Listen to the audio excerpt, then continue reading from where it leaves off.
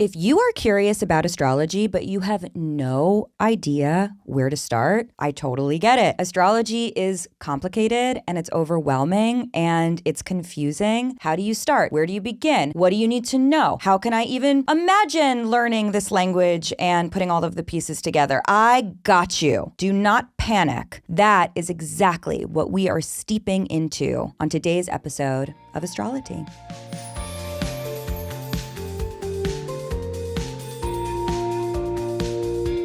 Hello, and welcome back to AstroloTea with Aliza Kelly. I'm your host and your spiritual friend, Aliza Kelly, and I'm so glad that you're here. Welcome to our second ever Wednesday tea party for our brand new podcast.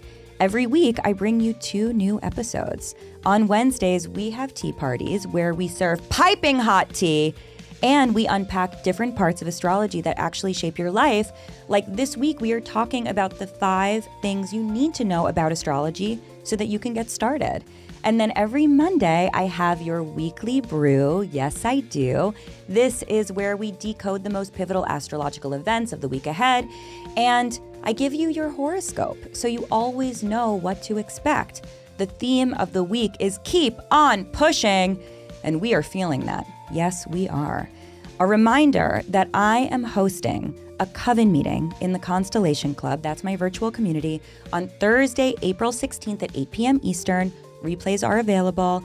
I am so excited to dive into this new moon in Aries with you, to really manifest and set intentions around it. We have so many celestial bodies in Aries, which is all about initiation. So check it out at constellation-club.com, and I'll see you at the coven meeting. Okay, but before we get into today's episode, I just want to say thank you so much. Thank you for being here, for supporting AstroloTea with Aliza Kelly in its infancy. If you haven't already, please take a moment, just a brief moment, honey, to rate, review, and follow AstroloTea. And if you're like, review? How could I? I barely even know her. I pinky promise you're gonna love our show, okay? And it's gonna help other people discover us, and we're gonna be able to really build the community that we all want and need. Hello, this is the place. This is what we've all been waiting for, right? Okay, are you ready for today's episode? Yes, you are. Let's go. The tea party begins right now.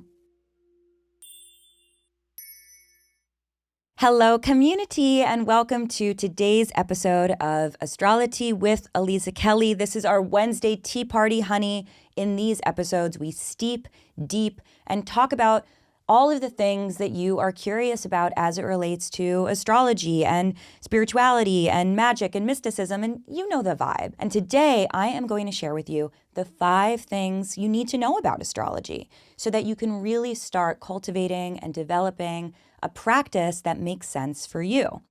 Now, the key word here is practice. I have a Substack called The Practice. Check it out. And the reason it's called The Practice, and I'm an astrologer, is because astrology really is a practice. Like learning an instrument is a practice, or yoga is a practice, or cooking is a practice. Astrology is something you work with consistently as a practice in order to cultivate both skills and develop a relationship with it. And astrology, to me, is also a living and breathing energy. Astrology is people too, okay? I have found that one of the biggest disadvantages when it comes to people learning astrology and being in this modern era that we are in right now, really this changed about 5-6 years ago, during lockdown, during COVID, during the pandemic. So for the past 5-6 years with TikTok, with the way the internet is, everyone wants to be an expert. Everyone wants to be an expert in something. And that is fine, go off. But when it comes to being an expert in astrology, I fear that many of us are missing the point of it as a practice, because it's not just about memorizing. It's not just about like spitting out the hottest takes, right? That's really not what it is. You can do that, but astrology is ultimately like at its core about living and breathing and embodying and applying the language of astrology to your life as a way of enhancing your life. It really is a language. It's the same as going from being able to get by in a different language to being able to dream in a different language. And that process does not happen overnight. You can't force it, right? It shouldn't happen overnight. It literally, you don't have the cognitive ability to go from 0 to I'm thinking in a language in my dreams. And you should think of astrology as within the same terms, right? Any artistic or spiritual practice, and I see astrology as both an artistic and a spiritual practice, requires patience and discipline and just frankly, like time itself elapsing. You can see how one lunar cycle is different from another. You can see how one season shows up for you differently, for the world differently. You can see how these big, rare astrological transits actually play out. And we can predict, but ultimately it is through living those experiences that we understand how astrology applies. Also, when you meet people and you start to ask them whether it's their sun sign or their big three or their whole chart, you can start to experience these different astrological configurations and you can start exploring patterns and themes. But again, you need time to do that. You should not feel like you need to cram that all into a weekend, right? Like tea, you simply can't. Let me tell you something, like in my practice, right?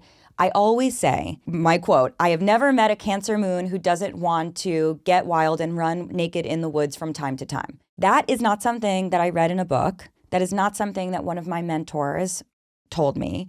That is something that I learned through time by meeting Cancer moons in life and also in my professional work and cultivating an awareness as to how this particular placement shows up and manifests for most people, right? And every single day, I'm 13 years into my astrology practice, I always have new breakthroughs. Literally just the other day, I was thinking about how Mercury operates in Pisces. I am surrounded by Mercury and Pisces people. My husband is a Mercury in Pisces. Mercury was just in Pisces and it was retrograde in Pisces, so I've been thinking about it a lot. And I was thinking about how Mercury is in its detriment and fall, aka it's miserable in Pisces. Why is it so miserable? I was thinking about how Mercury wants to, at its core, understand and be understood, and how it struggles to do this so much in the sign of Pisces. And off the cuff, I was like, yeah, Mercury in Pisces is an underwater tea party. Tea, I'm obsessed with tea, obviously, because an underwater tea party is, when we're underwater pretending to have a teacup, we can neither hear nor can we speak, right? When we are submerged. And it's been 13 years of practicing astrology. And just, it was the first time I said that a few days ago, ultimately, right? It was the first time that I made that connection and used that metaphor. And it took me 13 years to get there. And I'm not saying this is like, whoa, stop everything. Hold on. Mercury in Pisces is an underwater tea party. Aliza just broke astrology. No, but I am saying this to emphasize the fact that some of the connections and metaphors and patterns that you are going to incorporate into your own practice can't be rushed. You learn, you study, you live, then you get challenged, you have pushback, you test your theories, you get things wrong, you ask questions about how people live their lives and live their charts, and you question yourself. And then through time, you start to put the pieces together. You create your own astrological language, you create your own metaphors, and you're able to cultivate and develop storytelling through astrology. And again, just take your time with it. There is no rush. There is no right or wrong. You are not being graded on this. You should not be graded on this. This is something for you, and because your soul is looking for this, right? Your soul has been looking for this, and now you're going to tune in and figure out how you can work with your soul to get there. So today, I am going to give you 5 ways to get started as you cultivate an astrology practice, okay? These are 5 important things to know. So whether you are jumping in or you're refining, you have something to work with and you sort of know where you should be directing your energy, because obviously astrology is cuckoo bananas and super complex and there are so many moving parts. So this is your roadmap, okay? Let's go. Okay, so the first thing you need to understand when beginning your astrology journey or getting structured in your astrology journey is that you are so much more than your sun sign. You were never meant to be reduced to a single label, not just in astrology, but in all aspects of life. Astrology is literally the art of nuance and multidimensionality. So astrology certainly doesn't want to make you feel like you're having this reductive experience where you have to fit into the box that is your sun sign, because your astrological profile is not just a single placement. It is the entirety of the sky at the day you arrived. Your astrological profile can be found in your birth chart, which is a snapshot of the sky at the exact moment you were born, calculated by way of your date, time, and location of birth. And every planet in your birth chart is doing something, because every planet was in the sky when you were born, and each one of those planets symbolize a different aspect of life, a different dimension of your personality, a different part of you. And this means that your chart and you hold layers and contradictions and tensions and limitless possibilities as to how these permutations manifest, right? It also explains why, even if you are, let's say, a Leo sun, yes, you want to be seen, you want to take up space, but you also sometimes need to hide, right? And you feel like you don't want to be seen. You don't want to have to deal with the spotlight. It explains why when you are a Pisces, and yes, we know that you're super psychic and sensitive, you are also really resilient. You're a bad bitch. You can take risks. You can handle things. You're ready to step up. There's nuance to you, just as there is nuance in astrology, just as you are not a singular experience as it relates to your sun sign. I love a sun sign. We're going to talk about the sun in just a moment. We're going to get more into what it does and why it's so important. I love the sun, right? I love the literal sun. I love the sun astrologically and symbolically. But if you have been trying to fit yourself, squeeze yourself into a single definition or concept about who you are. If you have read something about your sun sign and you're like, that doesn't feel like me, it doesn't mean that astrology is inaccurate. It doesn't mean that you're not going to have a quality astrological experience. It only means that you're trying to take your entire life and reduce it down to one placement, okay? So instead of just focusing on the sun sign, I invite you to consider your entire chart.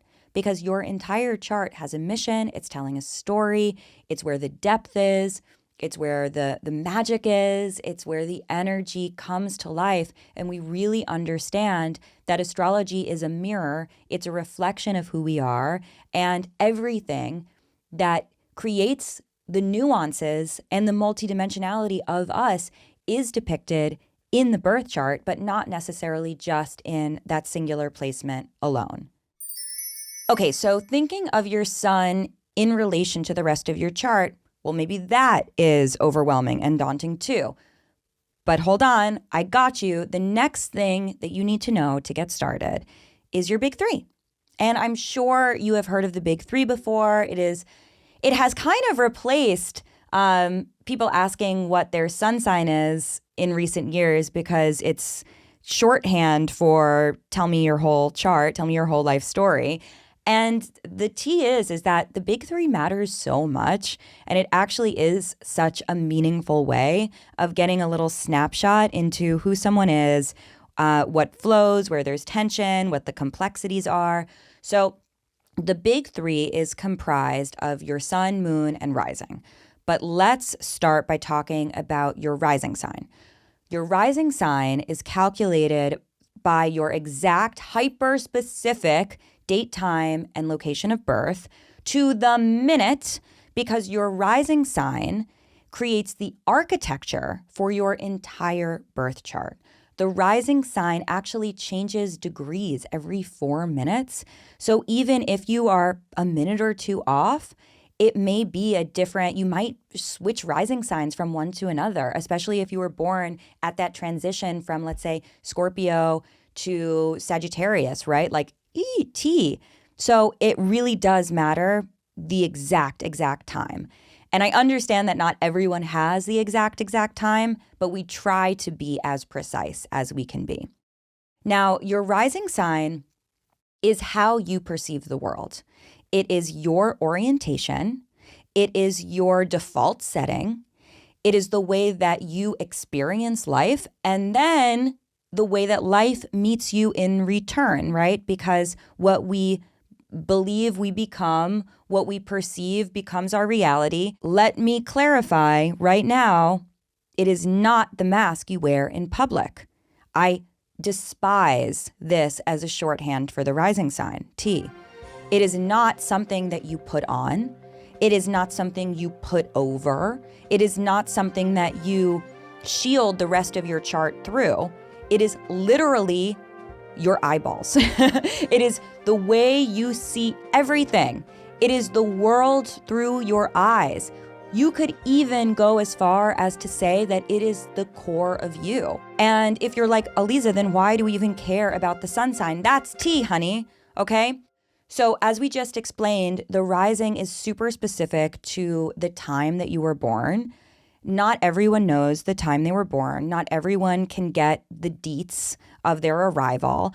And about 100 years ago now, in 1930, the first sun sign horoscopes were printed in a newspaper. Astrologer was last name Naylor, Naylor, a British astrologer. And his thinking around this is like, okay, well, people aren't going to know the time they were born, but people know the day they were born, broadly speaking.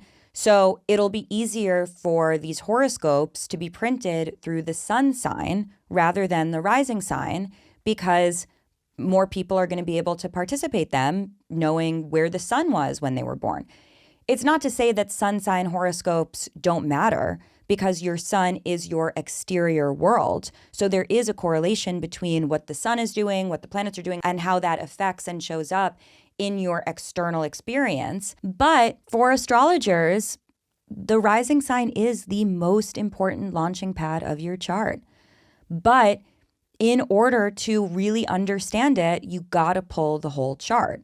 And my recommendation is an app called Time Passages. I think that it is the most clean and the easiest to look at.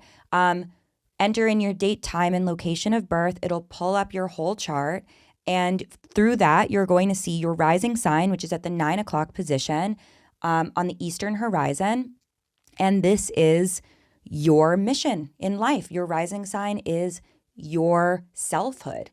And that's serious tea that you can extract just from someone asking you what the big three is. Circling back to the sun of it all, right? You probably know your sun sign without even needing to get your whole chart, because that's based on the day you were born.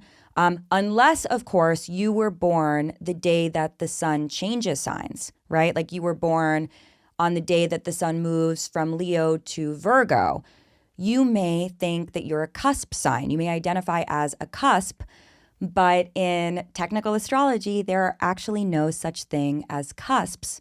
You are either a Leo sun or a Virgo sun, depending on the timing of that day of when the sun crossed that threshold in the sky, shifting from one zodiac sign to another. But we'll tee on that more in a little bit. Now, the sun, as we talked about, is bright, right? It's visible, it's external, it's steady. I think this is really important to think about as it relates to your sun sign.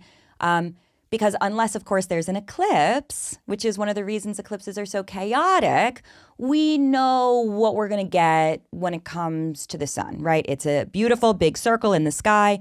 We know when it's daytime, even if it's cloudy, we're like, the sun is out, it's daytime, right?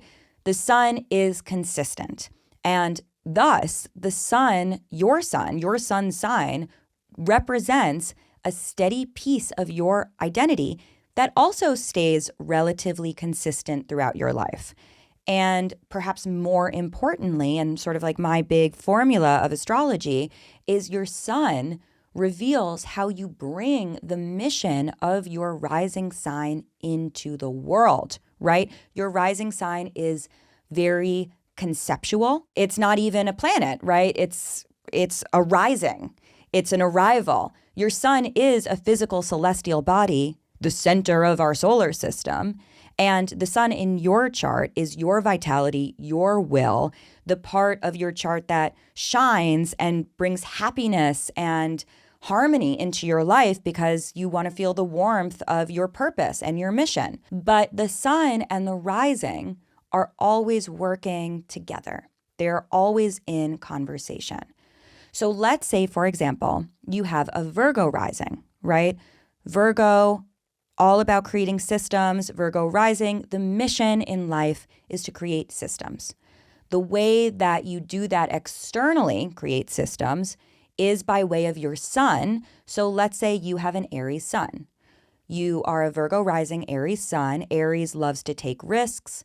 Aries loves to be a leader, to be a teacher, exposes the issues that others don't see. So if you are a Virgo rising Aries sun, you are someone who takes risks to create those systems. You feel me? Now let's reverse it.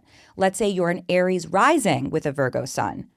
Your mission, Aries rising, is Aries led. It is to initiate. It is to compete. It is to be the best. And you do that by way of your Virgo sun, by creating systems, by observing, by communicating. You are becoming a leader through those skills.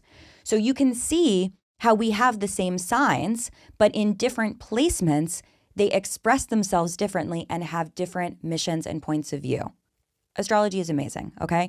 Let me know in the comments, in the reviews, what the relationship between your sun and your rising is. If this helped sort of unlock the relationship between these 2 points, I want to know. I want to know if you can see it differently now that you see your sun as a response to your rising sign rather than just operating independently. But that is not all. No.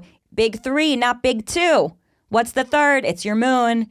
And I always say that your moon, which represents your emotional inner world, it's the most private and sacred part of your chart, baby. It's how you feel about what these other 2 baddies are doing. Unlike the sun, which is steady, the moon really is that bitch, okay? It is constantly shape-shifting. One day it's like, look at me. The next it's like, don't you dare. You can't even find me. I'm not even out tonight.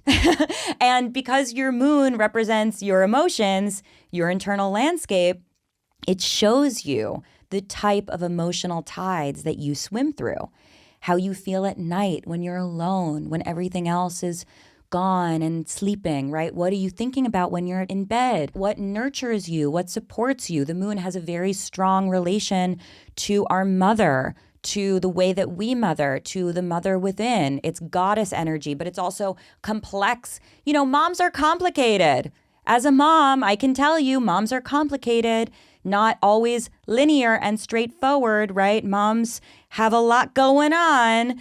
So the moon as your mother, the mother in you, the way you mother, regardless of gender and whether or not you even have kids, right? It has to do with the way that you nurture and take care of yourself and how you emotionally regulate. So let's say that you are an Aries rising, Virgo sun. We just talked about this, right? Someone who wants to lead and does this by creating systems. And you have a Taurus moon, Aries rising, Virgo sun, Taurus moon. You are emotionally satiated by Taurus things, right? So you enjoy the steadiness and the stability of the Virgo sun within you creating systems. But sometimes the idea of always having to be first or the best or in competition or doing things can be exhausting because you would rather just relax and watch, I don't know, Euphoria. That doesn't sound relaxing at all. That's not very Taurus coded. Maybe the Great British Bake Off is much more Taurus moon coded, okay? You want to just like brain rot and do that. But the Aries rising in you is like, no, we got to keep going. We got to be the best. Let's do another example, okay? Same Aries rising, Virgo sun, wants to be a leader, does this by creating systems, but they're a Leo moon. So Aries rising, Virgo sun, Leo moon. So the Leo moon is very much vibing with this passionate mission that the Aries rising has, right? Because it's like, oh, I love that fire. I love that spark. But sometimes the Virgo systems, by way of the sun, can feel daunting, right? Or like they slow the Leo down from being able to just do the damn thing and shine. And it makes Leo feel invisible. It makes that Leo moon feel invisible. So you can see how even just with these 3 placements, there is this conversation that is happening. Always, always, always, the rising, the sun, and moon are in conversation together. They are in motion. They move. They inform each other, and they inform how you process, how you act, how you do things. So think about your own patterns for a moment, okay? Tell me, what is your rising? What is your mission? How do you do that mission publicly? That's your sun. And how do you feel about that mission? How do you feel about the way you externalize that mission? And what ultimately satiates you? What destabilizes you? Where does that live in your body? That's the moon, right? The moon is also connected to your body. It is the body, the celestial body that is you. It is the most embodied celestial body we track in astrology. So all of that is working in tandem together. And it's a really big deal. When we come back, we're going to continue our journey talking about the 5 things you need to know about astrology to even get started. So stay tuned, and we'll be right back after this very quick break. Welcome back, community. Today we are talking about the 5 things you need to know about astrology to get started. So let's continue. Let's keep going. What are you waiting for? Okay, moving on to number 3. The third thing you need to know is that a chart is not a table. I repeat, a chart is not a table. It is not the CoStar table, honey. And you know that I have deep beef with CoStar because maybe you don't know this. I started an astrology app in 2014, which was like prehistoric age. And it was an astrology dating app called Align. We ran it from 2014 to August 2016. And then CoStar, the app, started October 2016. And I know that that part isn't necessarily CoStar's fault, but, you know, I still have a chip on my shoulder and beef. And there's a lot of reasons that CoStar is kind of a freaky deaky thing. I'm a time passage girly, you know. But anyway, my less personal beef with CoStar is the fact that they have popularized a way of looking at your chart as a table, which creates the illusion that you only have certain zodiac signs in your chart, but that's not it at all. At all. Your birth chart is actually a wheel. It is a 360-degree snapshot of the entire sky the moment you were born. It is a circle.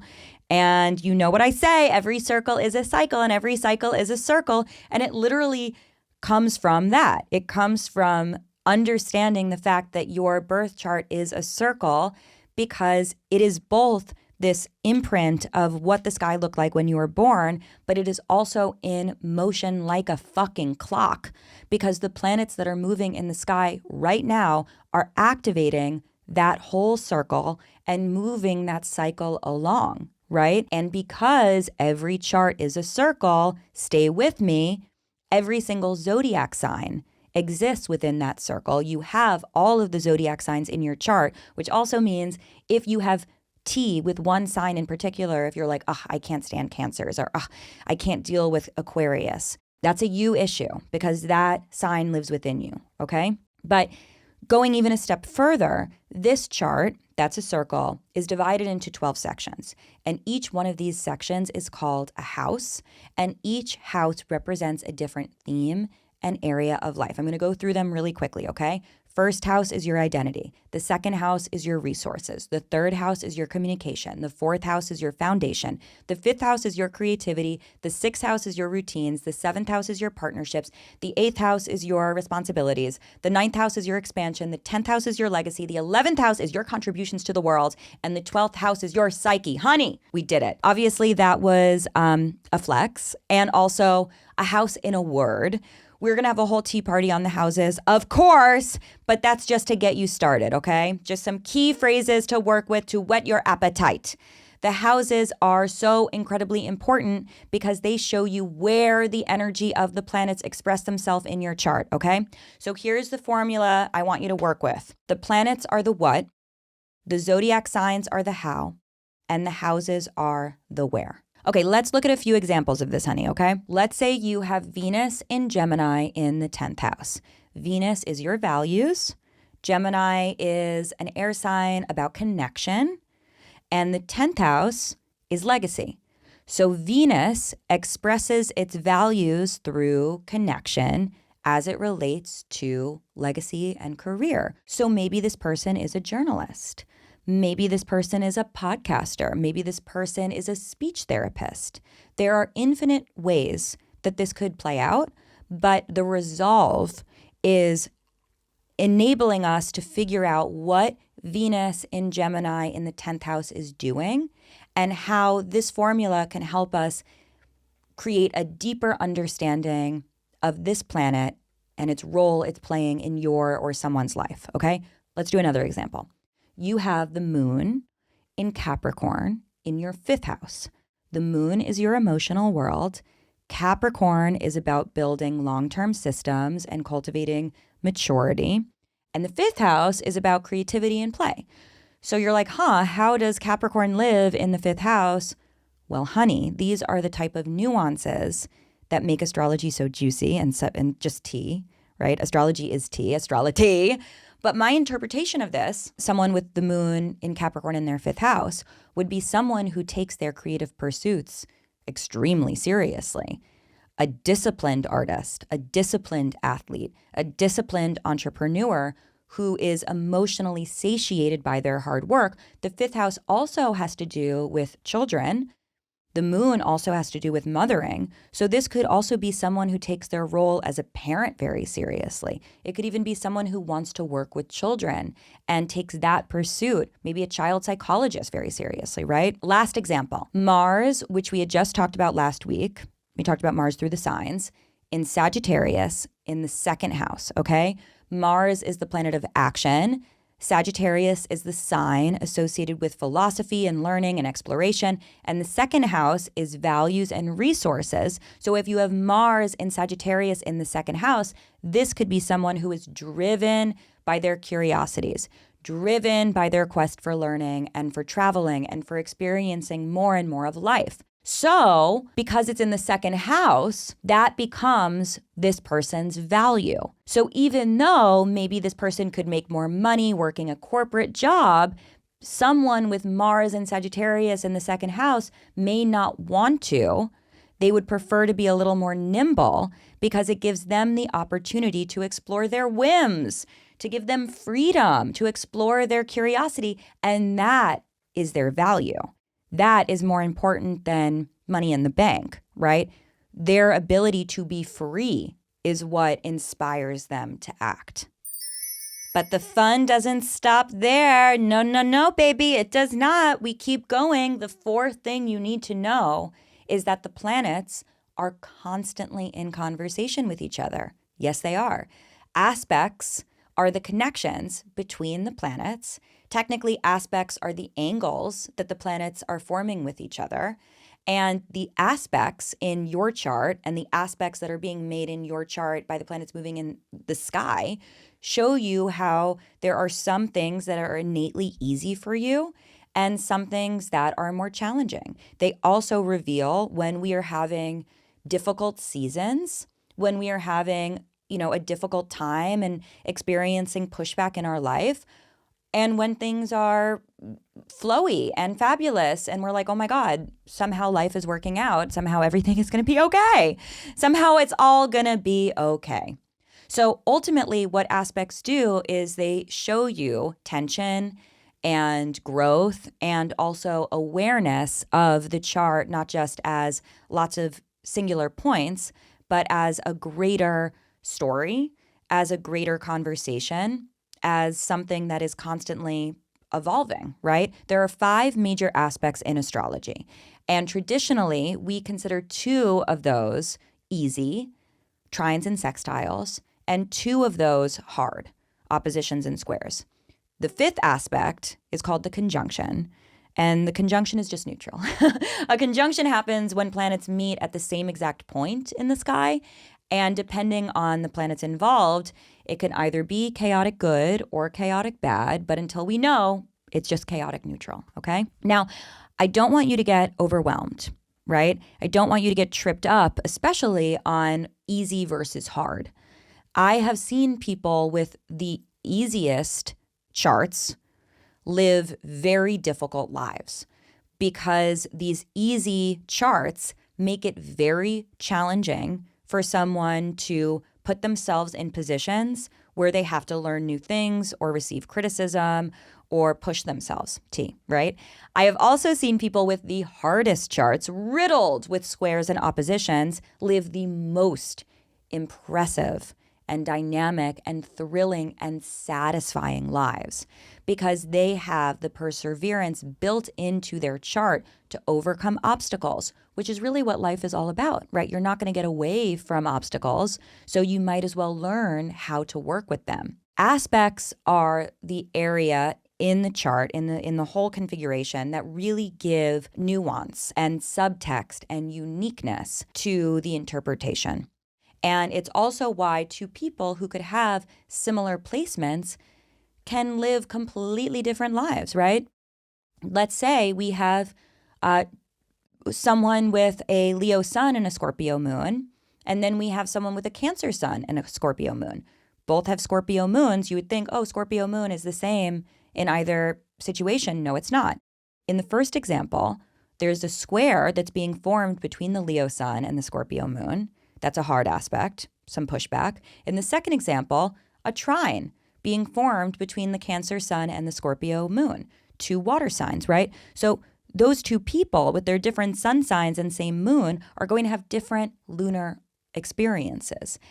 And I know that aspects aren't easy, especially when we are just getting started. I really think that these aspects are one of the last things I really was able to grasp. I actually remember having a cheat sheet saved on my phone that I would study on the subway to try to memorize the different aspects. I think I even had flashcards for the aspects. I'm so Virgo Mercury, Virgo Mars, so me. But, I don't want you, especially if you are just beginning this journey, to feel stifled or stressed about the technical aspect of them. Obviously, at a certain time, you're going to be ready to know them. But the main takeaway is to recognize that there is a formula for how the planets are communicating. And nothing is happening in a silo. Nothing is happening in isolation. Everything is a dialogue. It's a dance. We're flowing. We're fighting. We're fucking. We're making up. We're breaking up. We're living a soap opera, okay? Astrology is truly a telenovela, and your birth chart is the living experience of that drama, and we love to see it. When we come back, I am going to share perhaps the most important thing you need to know about astrology when you are getting started, or just, how to connect the dots. And of course, because I cannot help myself, I am going to be sharing a few bonus considerations that you do not want to miss, okay? Stay tuned. I'll be right back after a quick break. Welcome back, community. We are talking about the 5 things you need to know for getting started in building an astrology practice, or just connecting the dots, or just taking it to the next level. And here it comes, the very last one. It's such tea. Okay, grab your cup. Astrology doesn't need to be real in order for it to work. Tea! Ah! Oh my God! Sip, sip, sip, sip, sip! Okay, let me explain this, because that's not just tea, it's controversy.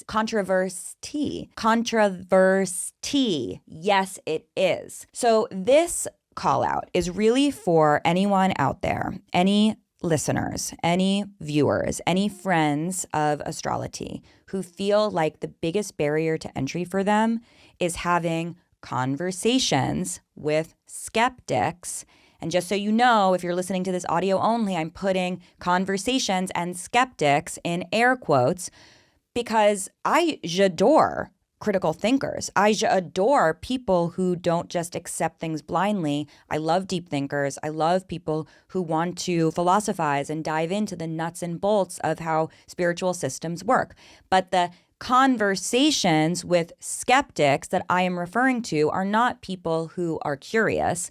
I am talking about the haters, namely cishet men who will try to shame you or bully you or invalidate you or corner you into this maddening, endless loop of a fake conversation about astrology's efficacy. I think I'll do a whole AstroloTea episode on why broadly cishet men don't like astrology. That would be such tea. Would you want that? Let me know. But I bring this up because for me, I found early on that one of my biggest barriers to entry in learning astrology was the fact that I was feeling like I constantly needed to defend myself or explain myself or justify the practice to who? To men. Are we living in a patriarchy? Yes. Is it hard to be a woman who doesn't conform to male standards of what is valuable in the structure of a patriarchy? Yes, it is. Through time, I have learned that I am not doing this work for them. I don't care about them. I don't care about those people, right? I am doing this for us. I am doing this for the gays, for the girls, for the theys, for the witches, for the weirdos, for the brilliant people who connect the dots, people who tell stories, for people who understand that life is more than meets the eye, hello, for people who love mythology, people who love art, for people who love mystery, for people who love psychology, for people who are curious, for people who are healing, for people who are on spiritual journeys, my inner child, for my ancestors, right? For people who are willing to consider that all of this is connected, that we are in a symbiotic relationship with nature and the planet and the moon and the stars and the electrical forces that literally twist up our solar system and galaxy that we are riding on. So don't let losers with small minds, and yes, a loser with a small mind can also be an astrophysicist. Yes, they can. Don't let the losers with small minds stifle your intrigue and deny you the opportunity to explore astrology. You found your way to astrology for a reason. There is something about this work and this language that is intriguing to you. Same, right? That's why I'm here. So let that guide you and let your passion light you up and know that you are not alone. You are part of a community now, right? We see you, we get you, and we're on this journey too. And then, as to how astrology works, let me tell you this. It is true that you cannot run astrology through the scientific method. That is true. But astrology is not a hard science. It is not quantitative, it is qualitative. It is an experience, it's a conversation, it's a language.